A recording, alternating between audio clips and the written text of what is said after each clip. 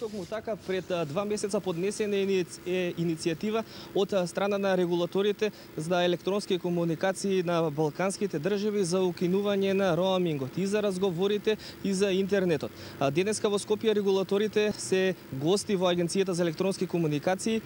Господин Ордановски, денеска вие сте домаќин на регулаторите од Балканот. Дали оваа иницијатива ја преточивте во официјален документ?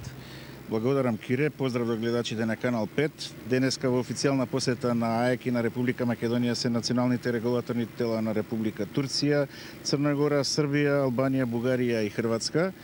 Врз основа на нашата иницијатива, формално поднесена пред 2 месеци, за укинување на роамингот во земјите од Балканот. Денеска имавме состанок во кој што разговаравме на таа тема и има голема желба и се движиме во насока да роамингот во најскоро можно време на територијата на сите овие држави, но и плюс тука влегуваат и Босна и Херцеговина и Косово, да се укине и нашите граѓани кога патуваат во овие држави да не плаќаат високи цени за роаминг, кои што имаме статистика дека во моментот се фрапантни.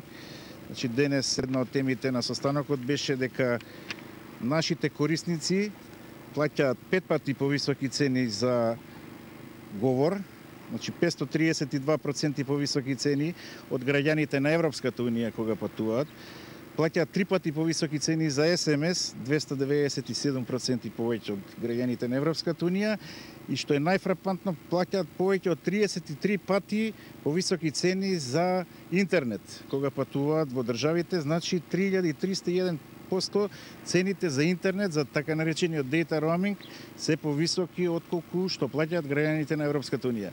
Ние решивме, ние држави, да се собереме и формално тоа што е како иницијатива да го преточиме во нашата законска и подзаконска регулатива.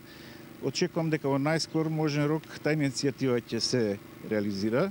Денеска на пресконференцијата спомнавте дека ова може да профункционира од следната година. Значи, следните етапи на овој процес се следниве. Документот изработен веќе е, дистрибуиран помеѓу сите овие регулатори. Тоа е една правна рамка во која што ќе се движиме. Имаме рок од 40 дена сите ние регулатори во нашите соодветни држави таа правна рамка да ја разгледаме.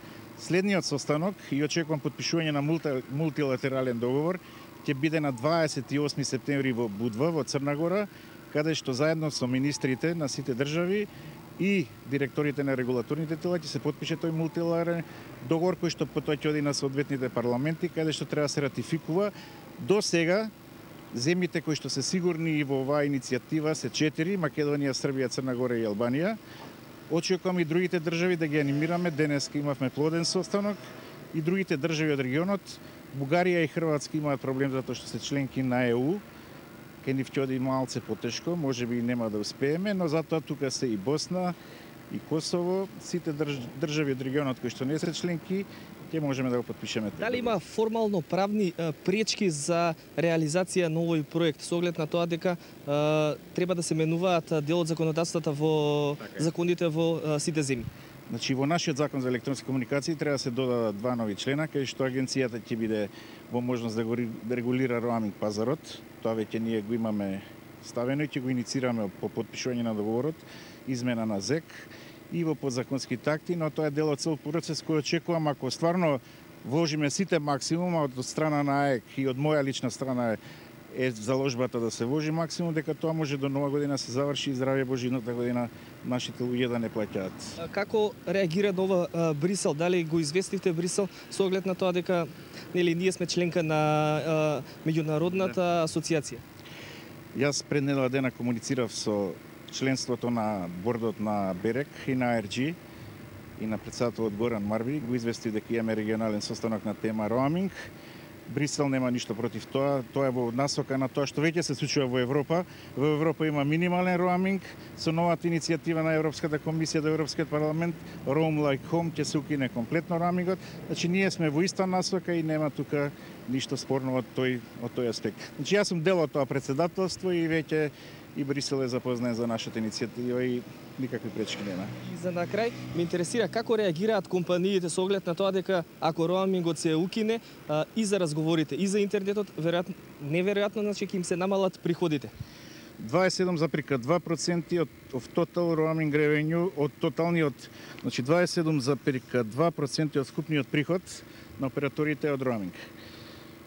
Значи, вие 27% не значат по автоматизам дека ќе се изгубат. Луѓето ќе зборуваат многу повеќе, ќе сурфаат многу повеќе и ќе надокнадат со количината на сообраќај и со зборување и со SMS-и и со користење на интернет, ќе го надокнадат делот што ќе го загубат со намалување на цени. Значи, ќе можат слободно да зборат, со волуменот ќе се надокнади оваа така наречена загуба, но тоа е тоа што се случува и мора да се случи.